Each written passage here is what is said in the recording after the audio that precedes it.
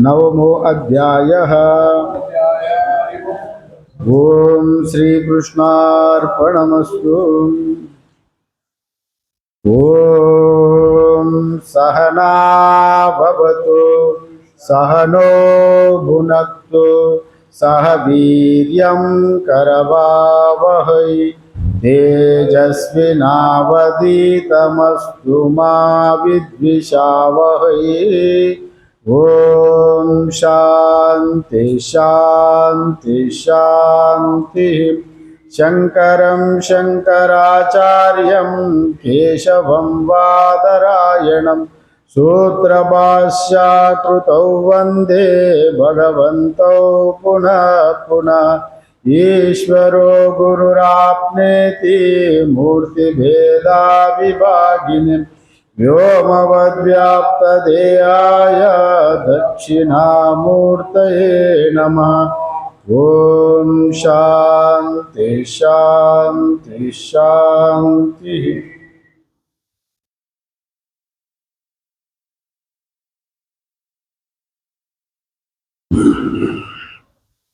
हम लोग कठोपनिषद का प्रथम अध्याय द्वितीय वल्ली 15वीं श्लोका तक देखे थे। आज 16वीं श्लोका देखना है और हम लोग विचार कर रहा है ओमकार का उपासना का बारे में। ओमकार का उपासना सगुण साकार निर्गुण निराकार का दोनों का ही ओमकार का उपासना का बारे में कहा गया। माने यहाँ पर मंद मध्यमा अधिकारी का दृष्टि में रखकर उपासना भी यहाँ ओमकार में बताया गया और उत्तम अधिकारी के लिए जो अमात्र जो चतुष्पाद ओमकार में जो अंतिम जो तुरी है उसी का बताया गया और यहाँ दोनों को दृष्टि में रखकर यमराज ने यहाँ पर कहा गया। अभी हम दूसरा ये 16वीं मंत्र 17वीं मंत्र में भी ओमकार का ही प्रतिपादन कर रहा है और ये भी एक महावाक्य से कम नहीं है। सर्वे वेदा यत्पदम आमनन्ति तपागमसी सर्वाणि च यद्वदन्ति हम लोग देख लिया था। माने सभी वेद ओमकार का प्रशंसा करता है, ओमकार का महत्व ज्यादा होने के नाते। और जितने लोग जो तपस्या करता है ब्रह्मचर्य पालन करता है सब ओमकार का पालन करने के लिए ही और ओमकार से ही उनका सब कुछ मूल होने के नाते ओमकार से ही सब कुछ मिल जाता है। यहाँ अभी 16वीं मंत्रा में यहाँ पर जो अक्षर जो ओमकार ही परब्रह्म निर्गुण ब्रह्म ही है, जो भी अक्षर है वो भी ओमकार एतद्वेवाक्षरम इत्यादि कहेंगे अभी। और जो अपर ब्रह्म भी कार्य ब्रह्म भी ओमकार ही है। यहाँ पर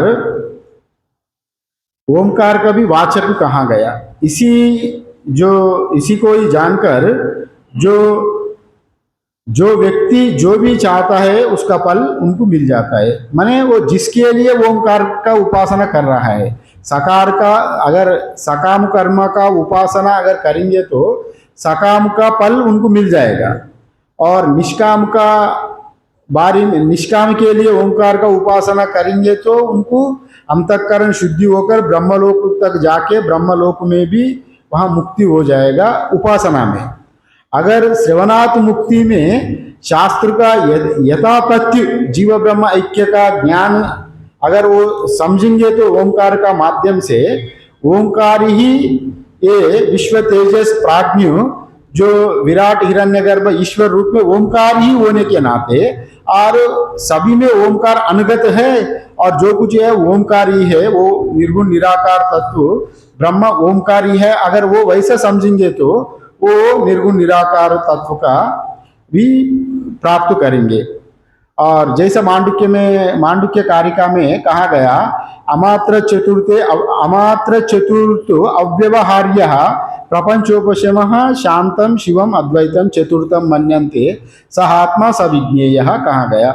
ओमकार का यहाँ बताते हुए मांडुक्य कार्य में और अमात्र चतुर्थ पाद शांतम शिवम अद्वैतम चतुर्थम मन्यन्ते कहा गया। माने यहाँ पर निर्गुण निराकार तत्व का अगर कोई समझना चाहे तो ये ओंकार का या अमात्र चतुर्थ अव्यवहार्य, वो अव्यवहार्य है। व्यवहार का उसमें व्यवहार नहीं होता है, व्यवहार होता है ये कार्य ब्रह्म में व्यवहार होता है, हिरण्यगर्भ तक व्यवहार होता है। निर्गुण निराकार ब्रह्म में कोई व्यवहार नहीं होता है, क्योंकि कारण कारण में कोई व्यवहार नहीं होता। जैसा मैं बताया था, मिट्टी में कोई व्यवहार होता नहीं, मिट्टी मिट्टी जैसा ही रहता है। और घड़े में व्यवहार होता है, और कार्य होने के नाते घड़े में, अभी सोना में कोई व्यवहार नहीं होता, केवल सोना ही है। सोने का एक बिस्किट है, आप घर में रखेंगे, इसका कीमत है बोल के, किंतु आपको शरीर में धारण नहीं करेंगे, व्यवहार नहीं करेंगे। अगर वो नाम रूप में बनेंगे तो व्यवहार होगा। वैसे ही जो कुछ व्यवहार होता है कार्य ब्रह्म में ही व्यवहार होता है, कारण ब्रह्म में व्यवहार नहीं होता है। ये कारण ब्रह्म का ही यहाँ पर अधिकारी, अगर उत्तम अधिकारी है तो उनका अमात्र चतुर्थो अव्यवहार्य प्रपंच उपशमो शांतम शिवम अद्वैतम चतुर्थम मन्यन्ते स आत्मा सविज्ञेय। उसी का ही वो जानकर ही और वो अपना आपको आत्मा का प्राप्त कर लेगा। जैसा मांडुक्य कारिका में जो मांडुक्य उपनिषद में जो कल भी मैं बताया था, वो मंत्र बड़ा विशेष रूप से तुरीय पाद को वर्णन करने के लिए बताया गया।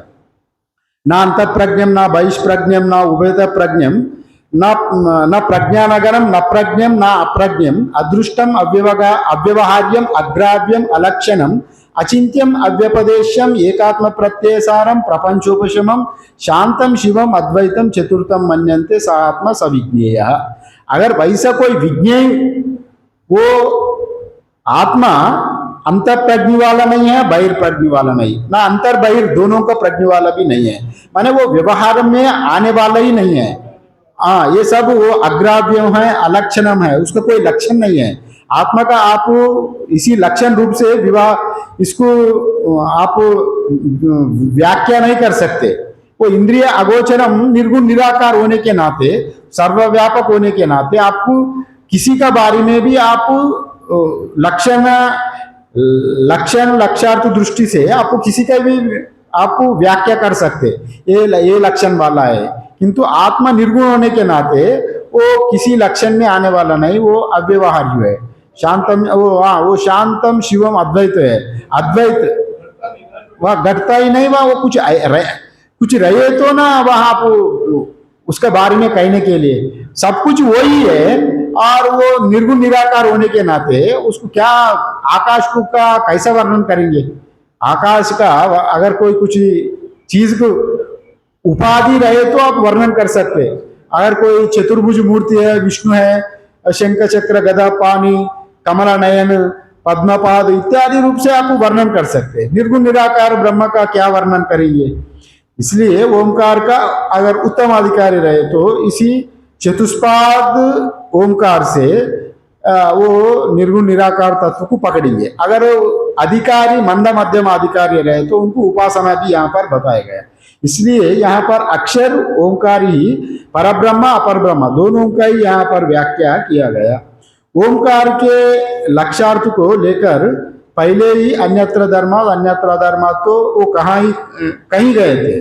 फिर चाहे तो यमधर्मराजु महावाक्यु से भी उपदेश देते थे। यहाँ पर मंद मध्यम अधिकारी की दृष्टि में रखकर यहाँ ओंकार का, यहाँ दोनों का ही सगुण कार्य ब्रह्म का उपासना, कारण ब्रह्म का उपासना, दोनों ही अद्वैत पूर्ण अद्वैत ब्रह्म का उपासना भी कर सकते ओंकार से।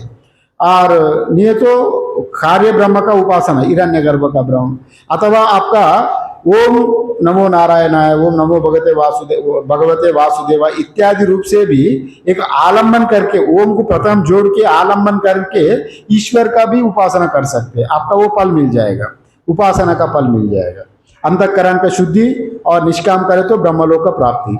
अगर आपका इच्छा रहे हम पुनरपि जननम पुनरपि मरणम से मुक्ति हो जाऊं, वैसा अगर आपका अंदर में रहे तो आप ब्रह्मलोक में जाके पुनरागमनम नहीं रहेगा।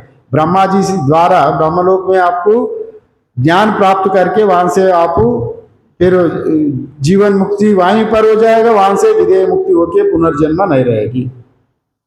और ये महावाक्यों में से वहाँ उपदेश दे देते थे, मगर यहाँ पर ओमकार का वर्ण किया यमधर्मराज, इसलिए ओमकार का बारे में यहाँ पर बता रहे। और ये 16-17 मंत्र में भी ओमकार का ही वर्णन किया गया। और ओमकार उपासना से आत्मज्ञान को बता रहा है यहाँ पर। ओमकार उपासना में सगुण निर्गुण ये दोनों ही यहाँ आएगी। और एक बार मंत्र का उच्चारण हो जाए, 16वीं मंत्र का।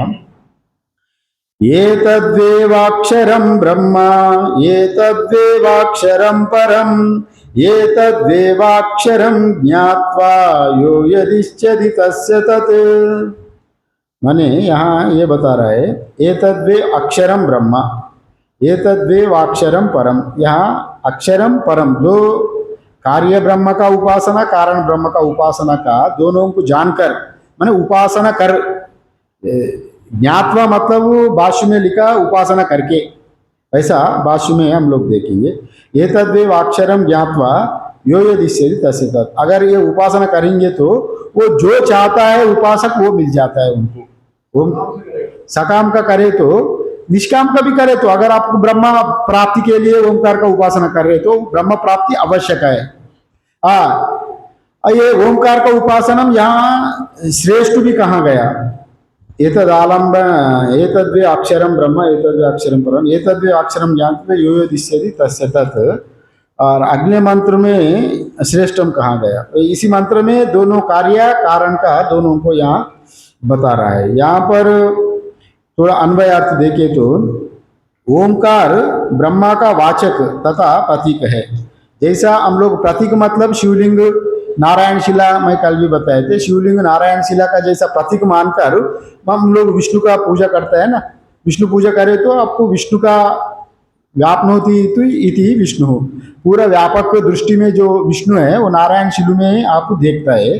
देख के पूजा करे तो आपको विष्णु का जो जिस दृष्टि से विष्णु जी का पूजा कर रहा है तो विष्णु जी का फल आपको मिल जाएगा और उपासना का फल मिल जाता है। वैसे भी शंकर जी का शिवलिंग का भी आलंबन करके जो कामना आप करेंगे वो आलंबना रूप से इष्ट का फल मिल जाता है। जैसे आप शंकर जी का पास, शिव जी का पास आप ऊपर जाके जल चढ़ाए थे, जैसा जल चढ़ाने का भी मैं परमात्मा का ऊपर जल चढ़ाया एक भावना, वैसा नहीं मैं एक छोटे से शंकर का कंकर का ऊपर जल चढ़ाया, ये भावना उपासक को नहीं रहता।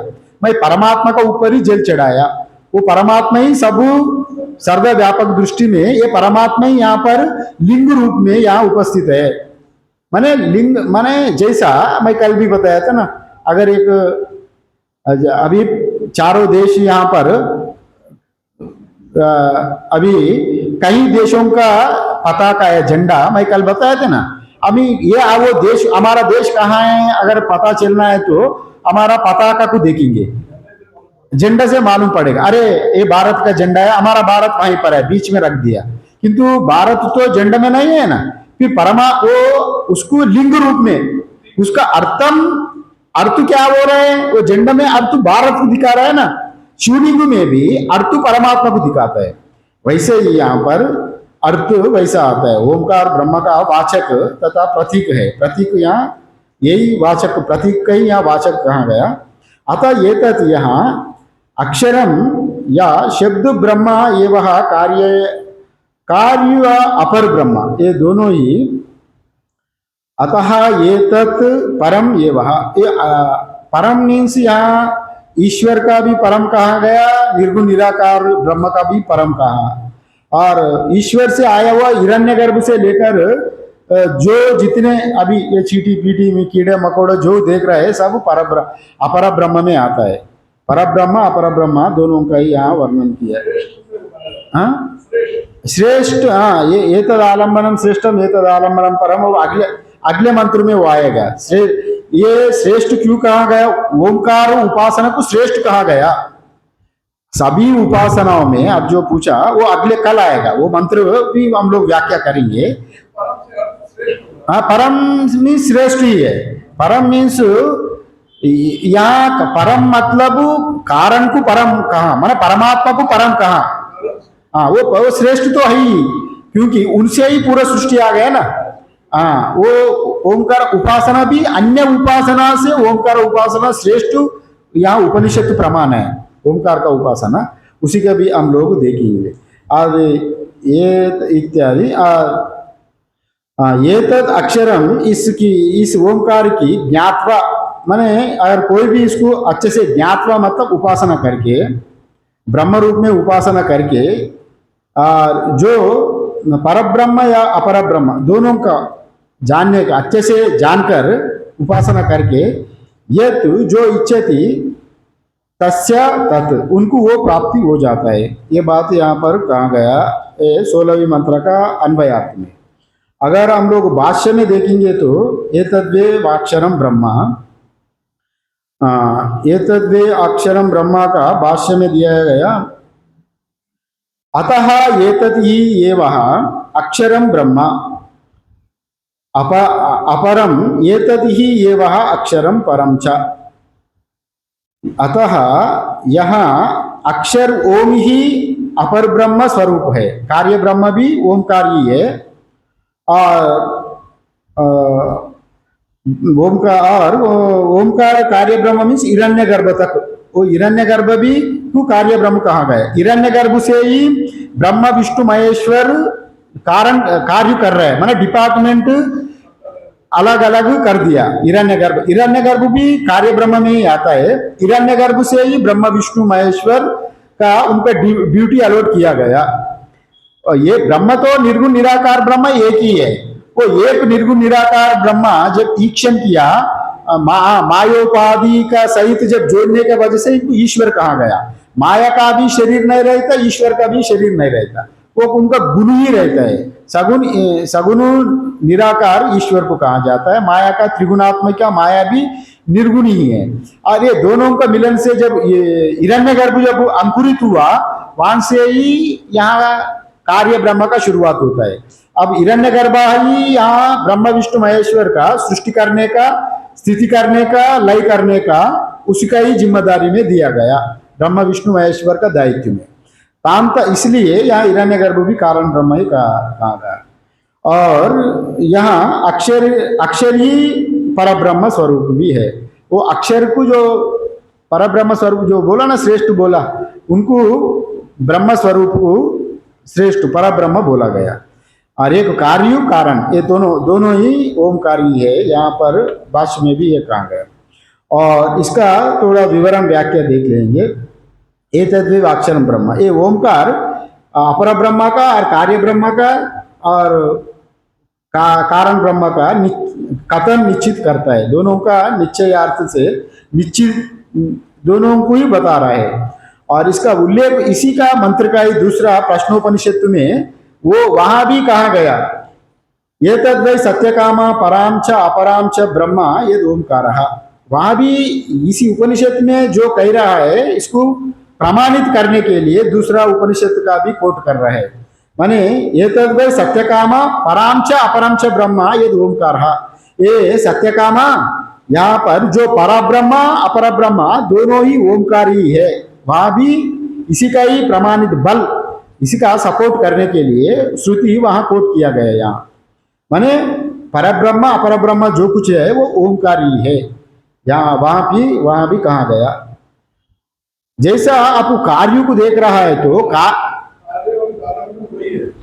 कार्य कारण में परमात्मा ही है, किंतु साधारण आदमी की कार्य कारण का दृष्टि ना होने के नाते, कार्य अत्यंत सूक्ष्म होने के नाते कार्य में दृष्टि जाके ये कार्य मेरा ही है।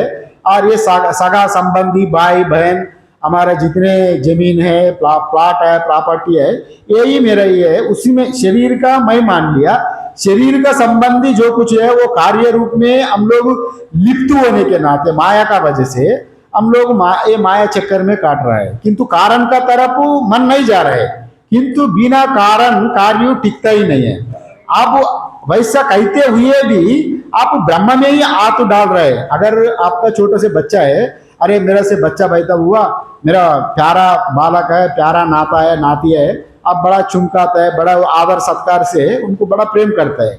आप बच्चे को आदर सत्कार से आपका गोद में लेते हुए भी आप जानो अनजानो परमात्मा के ऊपर ही हाथ डाला, आप नाम रूप जानकर ही हाथ डाल के आप मेरा पत्नी है, हमको भोग दे रहा है, सुख दे रहा है, भोजन बना के दे रहा है, किंतु वहां पत्नी रूप में आपका दृष्टि है, वो कार्य रूप में वो अज्ञान है। किंतु वो ब्रह्म रूप में अगर दृष्टि जाएंगे ना, वही आपको अगर वो दृष्टि व्याप्ति हो जाए तो वही ब्रह्माकार वृत्ति, जो कुछ कार्य में कारण को देखना, कार्यात कारणम पश्चात पश्चात कार्यम विसर्जयेत कारणत्वम ततो भूय अवशिष्टम भवेद मुने।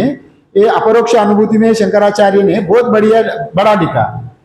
कार्यात कारण में, कार्य में ही कारण को देखना, कार्यात कारणम पश्येत पश्चात कार्यम विसर्जयेत कारणत्वम ततो भूय अवशिष्टम भवेद मुने।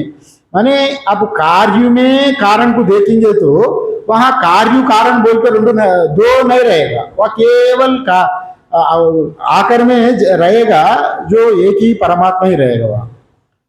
समझ लिया? आपको ये बात को थोड़ा मोटा स्तर पर समझाएंगे कार्य कारण क्या होता है।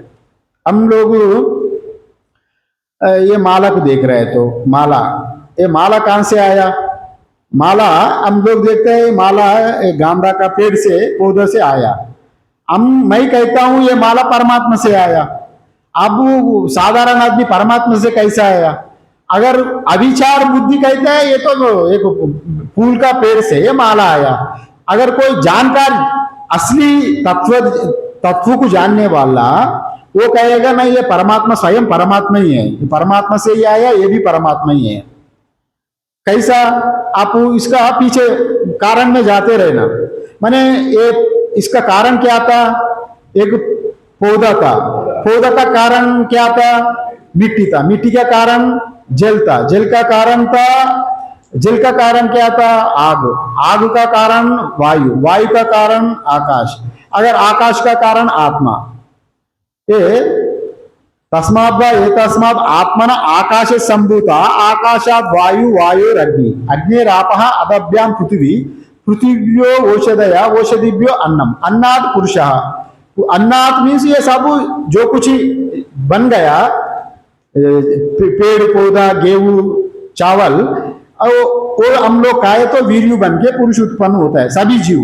माने आप कारण से कारण परम कारण क्या है? आत्मा ही। तस्मात् एतस्मात् आत्मना आकाशा जी, आत्मा से ही आकाश उत्पन्न हुआ, आत्मा से आकाश उत्पन्न हुआ, आकाश से वायु, वायु से अग्नि, अग्नि से जल, आपः जल, जल से पृथ्वी, पृथ्वी से औषधया, ये पृथ्वी से औषधया मीन्स ये सब जड़ी बूटी जितने हैं, औषधिभ्यो अन्नम अन्नात् पुरुषः। ये क्रम है। अगर आप उल्टा क्रम में जाएंगे तो ये आत्मा से ही उत्पन्न हुआ, इसका स्वयं अस्तित्व नहीं है। बिना जल का ये रहेगा, बिना पृथ्वी का ये फूल उगेगा, बिना हवा का ये आएगा नहीं। पंचभूत इसमें समाहित है। अगर जो जान लिया ये माला मतलब ये परमात्मा ही है, अगर हमारा जी ये माला ही है। हम जो सूत्रे मणिगणा इवा जो कहता है ना, क्षेत्रज्ञम चापिमाम विद्धि सर्व क्षेत्रेषु भारत, बोले तो सर्व क्षेत्रों में क्षेत्रज्ञ मैं ही हूं। माने आत्मा प्रत्येगात्मा रूप में, परमात्मा ही प्रत्येगात्मा रूपों में, जीवों में, सभी जीवों में परमात्मा ही है। और वैसे ही अगर यहाँ आकार उकार मकार में भी, कार्य ब्रह्म में भी कारण निर्गुण निराकार ब्रह्म ही है। ओंकार का अमात्र चतुष्पाद ही, चतुष्पाद ओंकार मात्र, ओंकार निर्गुण निराकार चतुष्पाद ही त्रिपादों में, जागृत स्वप्न सुषुप्ति में, विश्व तेजस प्राज्ञ में, ये ओंकार ही माने वो निर्गुण निराकार ब्रह्म तुरीय ही ये तीनों अवस्था में खेल रहा है। और अवस्था अलग है, किंतु अवस्था में जो अस्तित्व है, चेतन है, वो परमात्मा, वो एक है, वो निर्गुण है। वो कार्य बनने के नाते कार्य में भी वही है, बिना कार्य भी वो ही रहेगा। समझ रहे ना? बिना कार्य भी परमात्मा रहेगा। अगर वो कार्य को बनाए तो सभी कार्यों भी वो आ जाएगा। जैसा आकाश में सूरज है, थोड़ा ये अद्वैत भाव तत्व है, तत्व समझने में थोड़ा बहुत कठिनाई पड़ती है। कोई पुराण का कहानी बोले तो राम रावण हनुमान गया लंका पार किया लंका जलाए तो खूब सहज में समझ में आएगा। किंतु ये आत्म विषय तो ज्ञान है, और इसको आप अच्छे से समझेंगे तो आपको कभी किसी से कोई अभेददर्शी है, ये सबका भय निवृत्त हो जाएगा। इसलिए आकाश में जो सूर्य है, आपका पास आईना है, जितने आईना आप रखेंगे तो सूर्य प्रकाश में आईना में प्रतिबिंबित हो जाएगा। अगर आप आईना नहीं रखेंगे तो सूर्य अपने में आप मस्त है ना, अपने में आप सूर्य है ना। अब जितने गड्ढे में पानी डाल के वहां रहेंगे सभी गड्ढों में सूर्य का प्रतिबिंबित हो जाएगा। अब जितने आदमी पैदा हो रहे हैं तो उनका अंतःकरण में आत्मा का प्रकाश प्रतिबिंबित हो रहा है। वो प्रतिबिंबित सूर्य जहां यहाँ पड़ रहा है, यहाँ हमारा उसी प्रतिबिंबित का वजह से ही जो बिंबु का वजह से ही प्रतिबिंब भास रहा है। प्रतिबिंब को स्वयं भासने का उसका क्षमता नहीं है। वो सूर्य से ही जैसा आईना में पड़कर वो रिफ्लेक्शन हो रहा है, सभी प्राणियों में परमात्मा का ही वो सत्ता से ही प्रकाश से ही सभी प्रकाशित हो रहा है। हमारा जो शरीर प्रकाशित हो रहा है, चमक रहा है, वो कैसे चमक रहा है? वो मन का चमक, मन को चमक कहां से आ रहा है? बुद्धि से। बुद्धि में ये चमक प्रकाश कहां से आ रहा है? आत्मा से। आत्मा से बुद्धि में पड़ रहा है, बुद्धि से मन में पड़ रहा है, मन से सभी इंद्रियों को प्रकाश हो रहा है, और वो इंद्रिया पूरे शरीर में फैला रहा है। वो पूरा कारण, परम कारण आत्मा ही है। ऐसा ये अगर विचार करेंगे तो ये अगर कार्यों को देखते हुए ही दृष्टि कारण में जाना, कार्यात कारणम पश्येत पश्चात कार्यम विसर्जयेत कारणत्वम ततो भूय अवशिष्टम भवेद मुनि। अगर एक यहाँ छोटा बालक आ गया, छोटा बालक आए आके यहाँ बैठा, एक आदमी बालक को लेके आया, दो चार आदमी है, आपका एक बच्चा है, तो मैं पूछेंगे तुम्हारा बाप कौन है, कौन बाप है? मैंने उनको कार्य को, बच्चे को कार्य को देख के कारण का जिज्ञासा कर रहा है, तुम्हारा बाप कौन है? अगर उनका बाप बच्चे ही नहीं है तो वो अपना आप में रहेगा, वो अकेला रहेगा ना।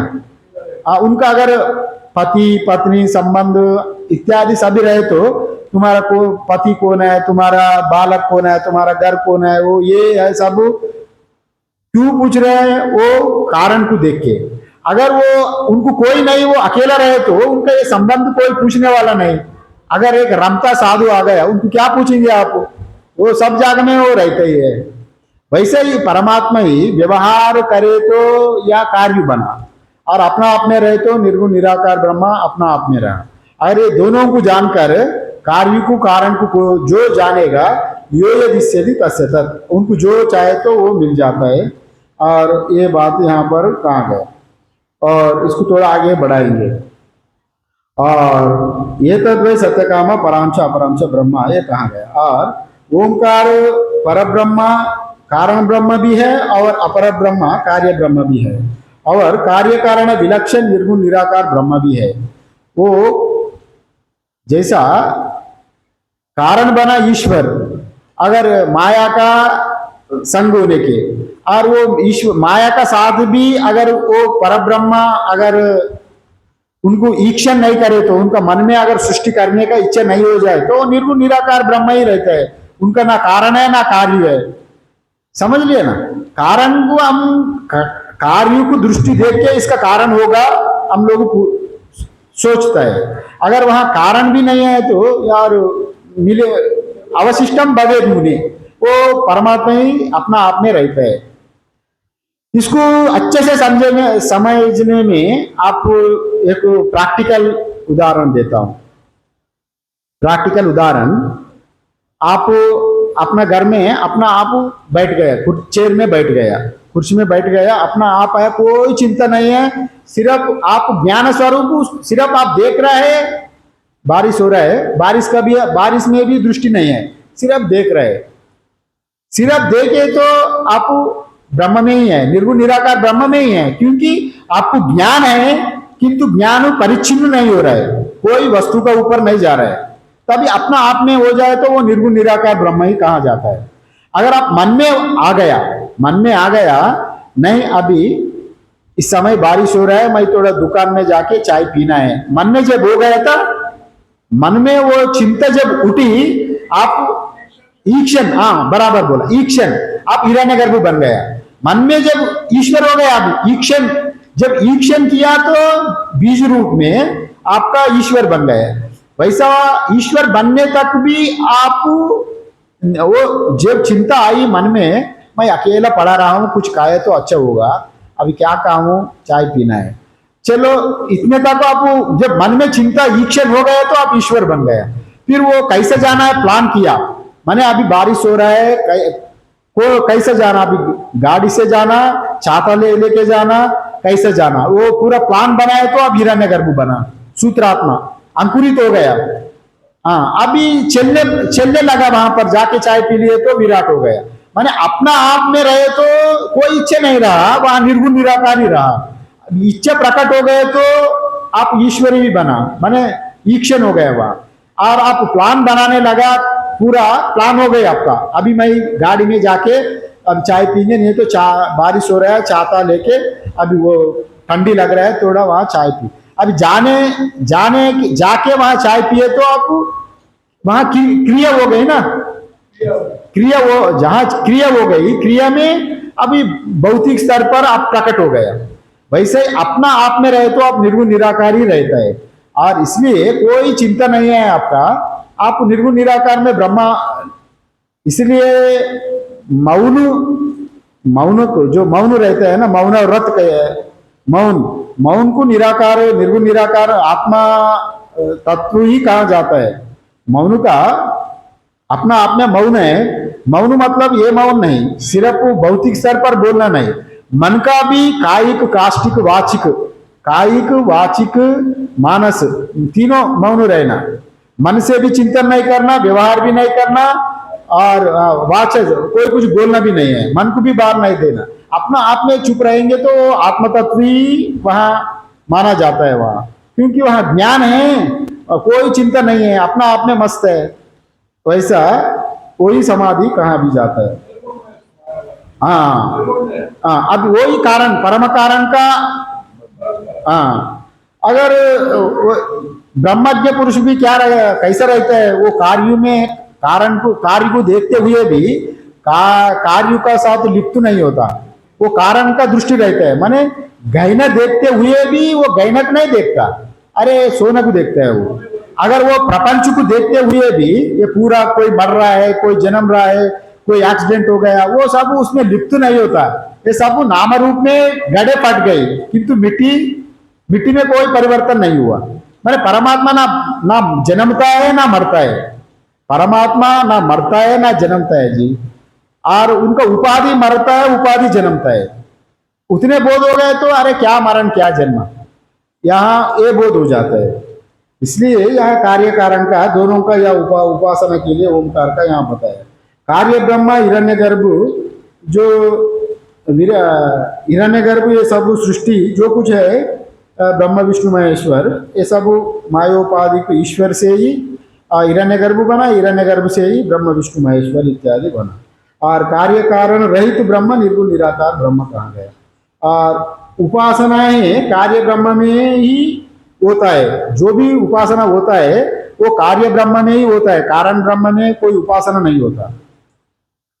जो भी आप उपासना करेंगे कार्य में होगा, कारण में, और ब्रह्म निर्गुण निराकार होने के नाते अपना आप को पहचानने का उपासना नहीं होगा, वहां पर पहचानने का होगा, ज्ञान पहचान, हाँ पहचानने होना, केवल अपना आप को पहचाना, मैं कौन हूँ। अंग्रेजी में बोलते हैं ना ऊ एम आई, हाँ मैं कौन हूँ। अगर वो विचार करना, उसको जानने का प्रक्रिया ज्ञान में है, उपासना में तो करने का प्रक्रिया है, समझ लिया। वो मानसिक उपासना भी हो, शारीरिक उपासना भी हो, कर्म भी हो, उपासना भी हो, दोनों उपासना में ही आता है। उसको करने का तंत्र है, किंतु ज्ञान जानने का तंत्र है,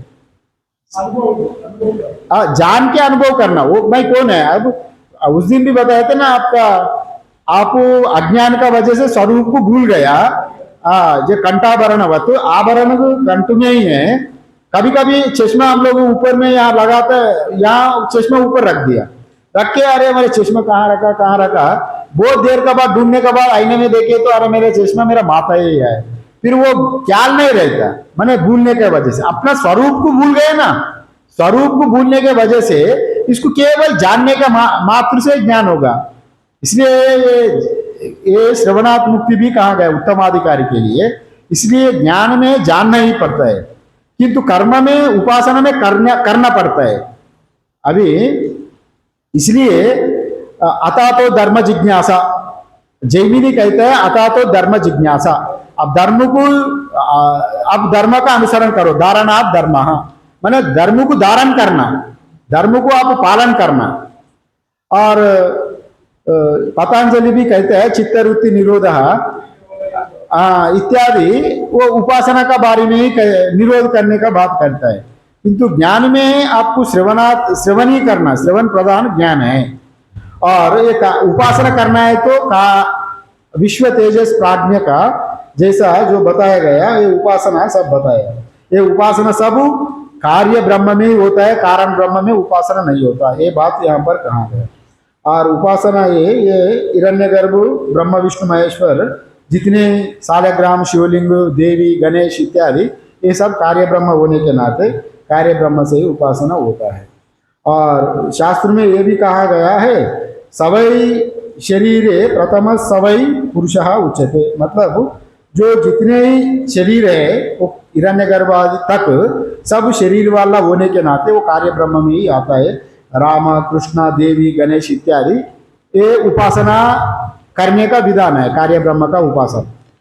और ओमकार से दो तरह का उपासना किया जाता है, ये तो बताया गया, अकार प्रधान ओमकार, उकार प्रधान ओमकार, मकार प्रधान ओमकार, समझ लिए ना। अगर अकार प्रधान ओमकार का जो विराट रूप में, विश्व विराट रूप में ओमकार आकार करेंगे तो विराट में जो कुछ प्राप्त है, प्राप्त भौतिक स्तर पर आपका जो चाहते हैं सकाम उपासक, उनका प्रतिष्ठा बढ़ेगी। उनका जो चाहे तो वो बड़ा राजा भी बन जाएगा, बड़ा कीर्ति फैलेगा, ये सब आ जाएगा। और उकार का प्रधान ओंकार का उपासना करे तो उनका भी अगर ये मांडुक्य कारिका में ये आकार प्रदान का फल बताया गया। जागरित स्थानो वैश्वानरः अकार प्रथम मात्रा, जो जागरित स्थानो वैश्वानर माने जो वैश्वानर का पूजा करता है, उपासना करता है, माने विराट का पूजा, माने भौतिक स्तर पर जो विराट का पूजा करता है तो उनका सर्वान कामान आदिश्य भवति, माने वो जो चाहता है पृथ्वी में, जिसके लिए वो तपस्या कर रहा है, धन कमाने के लिए, पुत्र पौत्र आदि राज्य संपत्ति जो चाहते वो सर्वान कामान आदिश्य भवति, सभी कामना पूरा हो जाता है। और ये आकार का उपासना करे तो, और उकार प्रधान ओंकार का उपासना करे तो उसका भी फल यहाँ पर बताया गया। स्वप्न स्थानो अंत प्रज्ञा इत्यादि बता के उकारो हो द्वितीय मात्रा, ओंकार में उकार आ का बाद उ आता है, आ उ मा, ये द्विमात्रा मतलब उकार को कहा गया। स्वप्न स्थानो उकार हो द्वितीय मात्रा इत्यादि बताते उसका फल बता रहा है। ज्ञान संततिम समानच्च भवति न अस्य कुले ब्रवीत कुले भवति, माने जो उकार का उपासना करता है उनका कुल में हमेशा ब्रह्मज्ञ पुरुष ही जन्म होता है। वो उकार का उपासना करे तो उनका कुल में कभी अविद्वान पैदा नहीं होता, सभी विद्वान ही पैदा होता है, महान पुरुष ही जन्म होता है। माने वो सूचक है उनका कीर्ति प्रतिष्ठा खूब बढ़ेगा, माने बड़ा बुद्धिमान जन्म होगा, वैसा यहाँ पर बताया गया। माने अस्य कुले ये बताया था मांडुक्य कारिका में, ज्ञान संततिम समानच्च भवति, माने उनको इनका ज्ञान उतने बढ़ता है और उनका कुल में अज्ञानी कभी पैदा नहीं होता, ज्ञान ही पैदा होता है, ये बात कहा गया। और मकार का उपासना जो करेगा, माने मकार का ईश्वर का उपासना निर्गुण, ये मकार का प्रधान ओंकार का उपासना जो करेगा तो, और सुषुप्ति स्थान प्राज्ञो मकारः, जैसे मैं प्राज्ञा कल भी बताया था, ये सुषुप्ति स्थान को प्राज्ञ कहा जाता है और ईश्वर को भी प्राज्ञ कहा जाता है, और व्यष्टि रूप में जीव को प्राज्ञ कहा जाता है, समिष्टि रूप में ईश्वर को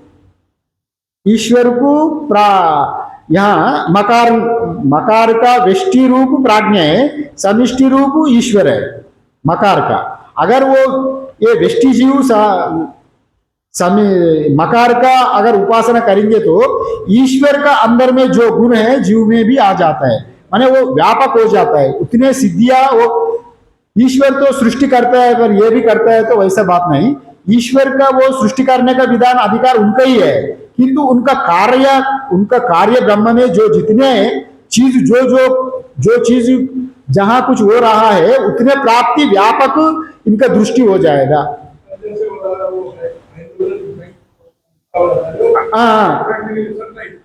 सनलाइट ये पूरा इनका सेटेलाइट पूरा पहुंच जाता है वहां तक, कहाँ क्या हो रहा है ईश्वर का सिद्धियां इनमें आ जाता है जीव में। इदम सर्वम अपीति से भवति, यहाँ पर कहा गया माने अपीति, वहां सटल ईश्वरीय गुण ऐश्वर्य इनमें जीव में भी उपासक में भी आ जाता है। ये बात वहां पर ये उपासना का फल बताया। और कोई अगर सकार उपासना अगर कोई सकाम उपासना करे तो ऐश्वर्य का सकल ऐश्वर्य सिद्धि प्राप्ति होगा। अगर निष्काम कर्म से अगर उपासना करेंगे तो और उनका ये लोक प्राप्ति तो होगा, ये लोक सुख तो मिलेगा और उनको परलोक स्वर्ग सुख भी मिलेगा, ब्रह्मलोक प्राप्ति भी मिलेगा। माने ब्रह्मलोक अगर वो चाहता है तो मोक्ष होने के लिए अगर उपासना करे तो वो मुक्ति हो जाएगा, क्रम मुक्ति से ब्रह्मलोक जाके मुक्ति हो जाएगा। इसलिए यह ये जो इच्छा करता है वो प्राप्त हो जाता है। यहाँ पर कहा गया ये तो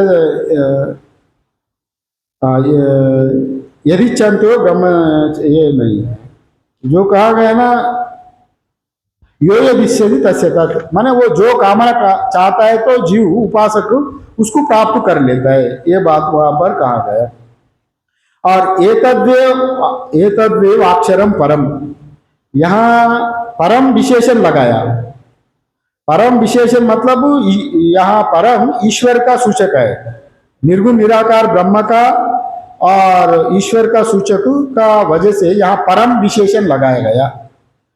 और जो ब्रह्म का सूचक है परम, फिर ईश्वर कौन है, यहाँ पर प्रश्न उठता है ईश्वर कौन है और कैसा रहता है। वहां मायावच्छिन्न चैतन्य होने के नाते उनको ईश्वर कहा जाता है। और वो मायावच्छिन्न चैतन्य और उसका कोई आकार नहीं रहता, और वैसे ईश्वर का भी कोई आकार नहीं रहता, माया का भी कोई आकार नहीं रहता, वो भी बताया। त्रिगुणात्मिका माया वो अव्यक्त कहा जाता है, उनका भी कोई आकार नहीं रहता। ईश्वर भी निराकार है, माया भी निराकार है, और ये दोनों बताई गई। और यहाँ पर जैसा अव्याकृत मतलब माया अव्याकृत है, अव्याकृत मतलब वहां निराकार अलग है, अव्याकृत अलग है। अव्याकृत में बीज रूप में वहां सब कुछ ही पूरा डाटा वो स्लीप मोड, अब कंप्यूटर चलाया तो स्लीप मोड में डालता है ना, स्लीप मोड में चिप नहीं, स्लीप मोड मतलब वो स्लीप में चले जाता है। वैसे ही यहाँ अव्याकृत मतलब सभी बीज रूप में रहता है, हाँ, इसको अव्याकृत कहा जाता है। जैसा बीजस्यांतरिवांकुरो जगदीदम प्रांग निर्विकल्पम पुनः माया कल्पित देश काल कलना वैचित्र चित्रीकृतम, दक्षिणामूर्ति में कहा गया। बीजस्यांतरिवांकुरो जगदीदम प्रांग निर्विकल्पम पुनः, माने ये पूर्व में पूरा जगत बीज अवस्था में रहा। जैसा अंकुर वृक्ष अंकुर में रहता है, बीज में रहता है अंकुरित रूप में, वैसे ही ये पूरा अंकुरित वृक्ष और बीज में ही रहा। हमारा जो वट वृक्ष है, इतने बड़े वट वृक्ष वो कहाँ रहा, वो बीज में ही रहा। किंतु आप माइक्रोस्कोप लेके बीज को देखेंगे तो वट वृक्ष नहीं दिखेगा, वो अत्यंत सूक्ष्म होने के नाते और वो उसी में मौजूद है, इसलिए वो वट वृक्ष बना। अगर बीज में अगर वट वृक्ष नहीं है तो वो वट वृक्ष कैसा पैदा होगा? नहीं तो कोई आम का वृक्ष पैदा होगा, किसी बबुल का वृक्ष पैदा होगा, कोई भी बीज रखे तो कुछ दान का वृक्ष पैदा होगा। नहीं, जो बीज में जो अंकुरित है वही बीज वो वृक्ष रूप में आएगा। अगर कबूतर है, कौवा है, कबूतर का अंडा में पूरा कबूतर मौजूद है, वो अब इसी का अव्याकृत कहा जाता है। अव्याकृत मतलब वो कारण रूप में रहता है, वो बीज रूप में नहीं, बीज रूप में रहा, माने उसको अव्याकृत रूप में है। जब वो कार्य रूप डाले, कार्य रूप में आए तो हम लोग पहचानेंगे ये मुर्गी है, मुर्गी का बच्चा है। जैसा पेड़ पूरा वटवृक्ष इतने बड़ा होता है, छोटा से दाना में वो छिपा हुआ रहता है, समझ लिया। अगर पूरा प्रपंच, पूरा अंडा पिंड ब्रह्मांड, अतल वितल पाताल तलातल महातल सुतल जित भूतल, जितने 14 लोक है वो सभी अव्याकृत रूप में रहता है प्रलय काल में, उसी का अव्याकृत कहता है। माने वो कोई आकार नहीं रहता। जब आप बीज का बटका बीज में, जो पीपल का बीज में इतने दाना वो दिखता भी नहीं है, उतने बड़ा वटवृक्ष जैसा छिपा है वो अव्याकृत रूप में। वो पूरा प्रपंच भी माया त्रिगुणात्मिका में अव्याकृत रूप में रहता है। जब सृष्टि प्रारंभ होगा, सृष्टि करने का जब ईक्षण करेंगे परमात्मा, तभी वो अंकुरित होके अपना पूर्व जन्म का कर्म का अनुसार पूरा सृष्टि फिर फैल जाएगा। वही प्रलय है, वो उसी का माया का अव्याकृत कहा जाता है। उसी का भी कोई शरीर नहीं रहता, केवल बीजात्म रूप में रहता है, समझ लिया ना। अगर आपको कोई डाउट आया यहाँ क्लास में बैठते समय, सुनते समय, कोई भी आपको शंका है तो पूछ सकते, हम बाद में पूछेंगे, वैसा बात नहीं। तुरंत कोई शंका है तो पूछ सकते, शंका का समाधान हो जाएगा। हाँ, वैसे बीज में ही माया का शक्ति है। जब वो प्रकट हो जाए तो पूरा कार्य ब्रह्म का प्रकट हो गया। यहीं पर वो बीज का रूप में जो शक्ति का शक्तिमान परमात्मा है, वो जो शक्तिमान है, शक्तिमान है, फिर परमात्मा ही शक्तिमान है। वो बीज का भी शक्ति देने वाला, सत्ता देने वाला परमात्मा वही है। इस यही वहाँ या अव्याकृत का यहाँ पर ये बताया गया। और ये अव्याकृति का, ये त्रिगुणात्मिका दोनों ही यहाँ पर परमात्मा का ही स्वरूप है। और एतद्वेवाक्षरम ज्ञात्वा, हम 10 मिनट देरी करे थे क्लास और 5 मिनट देरी से छोड़ दिए। एतद्वेवाक्षरम ज्ञात्वा यहाँ कहाँ गया? एतद्वे अक्षरम ज्ञात्वा मतलब यहाँ भाष्य में क्या लिखा है?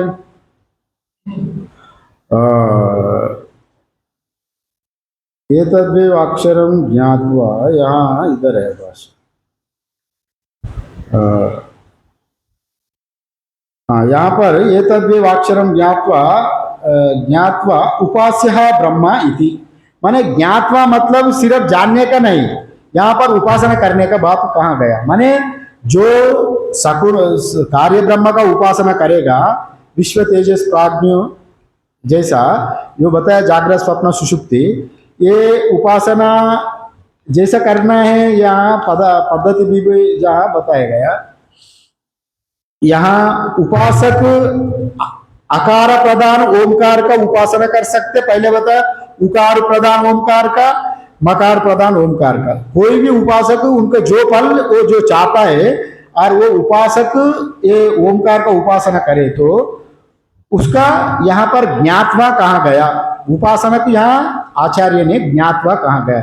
ज्ञात्वा का अर्थ दिया जानना नहीं, उपासना करने का बात कहाँ गया यहाँ पर?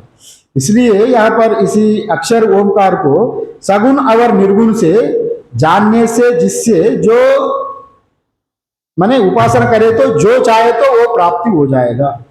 भाष्य में उपासना का ओमकार का उपासना करने आ वो माँ इत्यादि रूप में, और निर्गुण निराकार उपासना करना है तो चतुष्पाद अमात्रा का उपासना करना। अमात्रा मतलब शांतम शिवम अद्वैतम चतुर्थम मन्यन्ते सहात्मा सविज्ञेय। माने सभी साकार को कार्य को देखते हुए ही कारण ही सत्य है और कार्य असत्य है, वो कारण दृष्टि रखना ही निर्गुण निराकार ब्रह्म का उपासना। माने कार्य में कारण दृष्टि हमेशा बने रहे तो वही निर्गुण निराकार उपासना। हाँ, हमेशा कारण को देख रहे, कारण में दृष्टि रहे तो वो निर्गुण निराकार उपासना। और किसी मंत्र का साधारणता, किसी मंत्र का सामने उपनिषद में वेद में भी ओम का उच्चारण करने का विधान कहा गया, और ओमकार का उच्चारण करके ही सभी मंत्र का जप करने का विधान रहता है। और बिना ओमकार का उच्चारण करके राम राम राम राम करे तो आपको पूरा फल नहीं मिलेगा, वो अधूरा रह जाएगा। इसलिए ओमकार का सहित मंत्र जप करने का भी विधान है, और सभी वैदिक मंत्र ओम से ही शुरू होता है। और ओम सहनावतु, ओम पूर्णमदा, ओम तच्चयोरावृणीमय, कोई भी मंत्र हो ओम से ही शुरू होता है। इसलिए हमारा सर्वे वेदा यत्पद मामनन्ति, मतलब ओमकार का इतने प्राधान्यता दिया गया। ओम सब कुछ होने के नाते, ब्रह्म का निर्दिष्टम निकट होने के नाते, सब कुछ ओम में ही रहने के नाते, इसलिए ओम से ही शुरू होता है।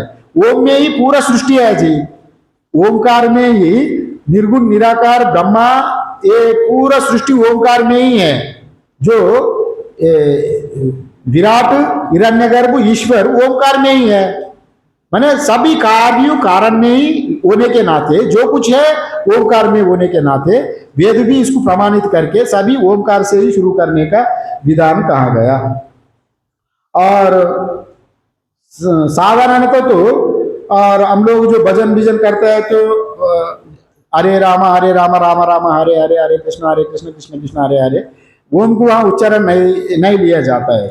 और ओम को उच्चारण नहीं लिया जाता है तो वैसा ओम को उच्चारण क्यों नहीं लिया जाता है, वैसा शंका भी उठता है। शंका उठे तो वहां पर भी इसी का भी उत्तर दिया गया।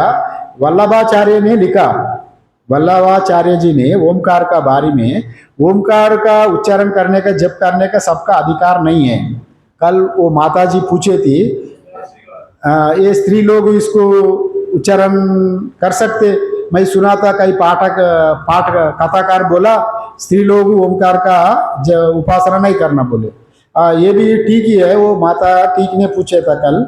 और ये बात ये या वल्लभाचार्य भी श्लोकार्थ में लिखा था, स्त्री शूद्र द्विजा बंधु नाम त्रयीना श्रुति गोचरा इत्यादि लिखा। स्त्री शूद्र द्विज बंधु नाम त्रयीना श्रुति गोचरा इत्यादि कहा गया। माने स्त्री शूद्र और ब्राह्मणों में द्विज बंधु, ये तीन ओमकार उच्चारण नहीं कर सकते, ओमकार का उपासना नहीं कर सकते। किंतु ओमकार उत्कृष्ट होने के नाते इनका महिमा ये लोग नहीं समझेंगे। शूद्र लोग इनका गति नहीं रहेगा, इसको स्त्री भी नहीं समझेगा, इसलिए स्त्री का भी वल्लभाचार्य निरोध किया। और ब्राह्मणों भी मूर्ख ब्राह्मण रहते हैं ना, उनके शास्त्र का ज्ञान नहीं है, उनको द्विज बंधु कहता है। द्विज बंधु मतलब, द्विज मतलब ब्राह्मण को कहा जाता है। द्विज बंधु मतलब ब्राह्मणों में जो शास्त्र अनपढ़ ब्राह्मण, माने वो गवार जैसा साधारण जैसा, ब्राह्मण कुल में तो जाति ब्राह्मण तो है, उनका कोई ब्राह्मणत्व अपनाया नहीं, ना कोई शास्त्र विधान से ना उपनयन हुआ, ना कुछ शास्त्र पढ़ा, कोई श्लोक जानता नहीं, वैसे ही है नाम के वास्तु ब्राह्मण। वैसा वाला भी ओंकार का उच्चारण जप करने में अनाधिकारी बताया गया। उनको द्विबंधु कहते हैं। द्विबंधु मतलब ब्राह्मण कुल में जन्मा हुआ मूर्ख को द्विबंधु कहा जाता है। ये शास्त्र में ही है, आप डिक्शनरी में इसको देख सकते हैं। द्विबंधु किसको कहता है वो वहां पर भी उल्लेख है, इसलिए यहाँ पर ये कहा गया। और अंत में ये बात इसको यो यदिच्छति तस्य तत्, जिसको जो इच्छा है वो उसको प्राप्त हो जाता है। और इच्छा मतलब ये उपासक जो भी उपासना करता है, उपासक को उपास्य का फल मिल जाता है, ये कहा गया। और उपासना आप राम का प्रति उपासना करेंगे धन के लिए, हमको धन चाहिए और घर चाहिए, मकान चाहिए, विष्णु भगवान को उपासना करके ओम नमो नारायण है, ओम नमो नारायण है, जैसा ध्रुव ने किया था ना। ध्रुव वित्त के लिए ध्रुव तपस्या किया। ओम को आलंबन करके दूसरा मंत्र भी आप उच्चारण करना, साधारण आदमी साधारण आदमी केवल ओम को ये जो बोला वहां शूद्र के लिए, स्त्री के लिए, द्विबंध के लिए, बाकी लोगों को नहीं कहा। ओमकार का जब वो उपासना कर सकते, और बाकी वो लोग भी उपासना ओम का सहित ओम घटित अन्य मंत्र, ओम घटित अन्य मंत्र में तो ओम नमो नारायणाय, ओम नमः शिवाय, ओम गणेशाय, ओम प्लस अन्य देवता, वैसा उपासना कर सकते। किंतु वहां उपासना आलंबन को देख रहा है ना, ओम का सहित एक आलंबन भी है, एक परमात्मा भी ले रहा है वहां पर, वैसा आप उपासना में कर सकते। केवल ओंकार का मना किया था वैसा। और ये बात यहाँ पर कहा गया आगम शास्त्र में, ओंकार को दूसरा अर्थ में यहाँ बताया गया, परा पश्यंती मध्यमा वैखरी नाम से। माने परा पश्यंती मध्यमा वैखरी नाम से अभी जो कुछ आप देख रहे हैं वैखरी देख रहे हैं, नाम रूप प्रपंच को वैखरी कहा गया। और मध्यमा मीन्स जो हिरण्यगर्भ को वहां मध्यमा कहा गया, हिरण्यगर्भ को मध्यमा, माने वो बीज रूप में रहे तो मध्यम है। और पश्यंती मतलब ईक्षण करना, ईश्वर को वहां ईक्षण करने को पश्यंती कहा गया। परा मीन्स निर्गुण निराकार ब्रह्म को परा कहा गया। हाँ, या वह भी ये लोग इतने ही कहा गया। आगम शास्त्र में भी ओमकार का वर्णन किया गया, और वो वहां पर परा पश्यंती मध्यमा वैखरी रूप में। और जो वाणी का, जो कोई वाणी नहीं है वहां पर, गति नहीं है, चुपचाप है, वहां परा है, अपना आप में है। और बोलने का मन में इच्छा हो गई, वो इच्छा हो जाए तो पश्यंती हो गया। और थोड़ा बोलने के लिए जा रहा है, उनको मुंह में और गुनगुनाने अंदर अंदर में चल रहा है तो मध्यमा हो गए, और बोलने लगे तो वैखरी हो गए, वैखरी रूप। माना ये पूरा जगत जब व्यवहार हो जाए तो वैखरी रूप में आ जाता है। और इसी का ये बात यहाँ कहा गया। और कोई भी वैसा उपासना करेंगे तो अपना अपना उपास्य का अनुसार फल प्राप्ति हो जाएगा। अगर कोई भक्ति चाहे तो भक्ति का ओम नमो वासुदेवाय इत्यादि भक्ति से करे। और ज्ञान के लिए अगर आप किसके लिए संकल्प कर रहे हैं, आप किसको बढ़ाने के लिए, विष्णु का भी आप ज्ञान बढ़ाने के लिए प्रार्थना कर सकते, उपासना कर सकते आप। अथवा सगुण साकार ऐश्वर्य के लिए उपासना कर सकते, अंतःकरण शुद्धि के लिए भी उपासना कर सकते। वैसा शुद्धि होते होते और आप ब्रह्मलोक तक जाएंगे। ये बात कहाँ, यो यदिश्यति तस्य तत्, मतलब वो जो चाहता है वो वहां पर पहुंच जाता है, वो ब्रह्मलोक प्राप्ति तक उनको मार्ग गति पूरा हो जाता है। ब्रह्मलोक जाके वहां ब्रह्मा जी जितने दिन रहेंगे उतने दिन सुख से आप जाएंगे। उसी का भी आंशिक मुक्ति कहा जाता है। आंशिक मुक्ति मतलब वो पूर्ण मुक्ति नहीं है। ब्रह्मा जी जितने कल्प में रहेंगे, लंबा अवधि होने के नाते, और लंबा कई करोड़ों वर्ष वहां जाएंगे ब्रह्मा जी ब्रह्मलोक में रहने के नाते, वहां भी मुक्ति कहा जाता है। और अगर आप इच्छा उपासना करके ज्ञान के लिए संकल्प किया, यहाँ पुनरपि जन्म, हमको और जन्म नहीं चाहिए, मैं मुक्त होने के लिए परमात्मा का आप प्रार्थना किया, उपासना किए, तो आप पुनर्जन्म नहीं होगा। ब्रह्मलोक में जाएंगे शुक्ल गति से, आप देवता लोग खूब सत्कार से ले जाएंगे। ईशावास्य उपनिषद में कहा गया, कोई बड़ा उपासना किया ना, वो उपासना खूब अर्जन किया, अर्चना करते हुए आप ब्रह्मलोक से देवदूत आता है, वहां स्वर्ग ले जाने वाला, हिरण्मय न पात्रे न इत्यादि मंत्र में ईशावास्य में कहा गया, वो बड़ा सादर सत्कार से साथ आपको ले जाएगा। फिर आप किया हुआ कर्म का भी आपको दिखाएगा, इतने अच्छा कर्म किया, बड़ा प्रशंसा करते हुए ब्रह्मलोक तक पहुंचा देगा। वैसा भी विधान है। आप फिर अधिकारी है तो पुनर्जन्म नहीं होगा। वैसा भी क्रम मुक्ति कहा गया, जीवन मुक्ति, दोनों ही मुक्ति तो होना ही है, फल में भेद नहीं है, केवल उपासना में भेद है। एकम सांख्यम च योगम च यः पश्यति स पश्यति, सांख्य योग पृथक बाला प्रवदंती न पंडिता। गीता में कहा गया क्रम मुक्ति जीवन मुक्ति फल में भेद नहीं है, उपासना में भेद है। उपासना करके भी मुक्ति हो सकते, ऐसा कोई कुछ बात नहीं। बाकी कल देखेंगे। और ओमकार का बारे में वर्णन और एक मंत्र है, 17 मंत्र, और एक उसका विवरण कल देखेंगे। ओम पूर्णमदा पूर्णमिदं पूर्णात् पूर्णमुदच्यते पूर्णस्य पूर्णमादाय पूर्णमेवावशिष्यते। ओम शांति शांति शांति। शंकरं शंकराचार्यं केशवं बादरायणं सूत्रभाष्यकृतौ वन्दे भगवन्तौ पुनः पुनः। ईश्वरो गुरुरात्मेति मूर्तिभेदाविभागिने व्योमवद्व्याप्तदेहाय दक्षिणामूर्तये नमः। ओम शांति शांति शांति। भवन्तु सुखिनः सर्वे सन्तु निरामया सर्वे भद्राणि पश्यन्तु मा कश्चित् दुःखभाग् भवेत्। ओम शांति शांति शांति। की जय। ओम कर्पूरगौरं करुणावतारं संसारसारं भुजगेन्द्रहारं सदा वसन्तं हृदयारविन्दे भवं भवानी सहितं नमामि।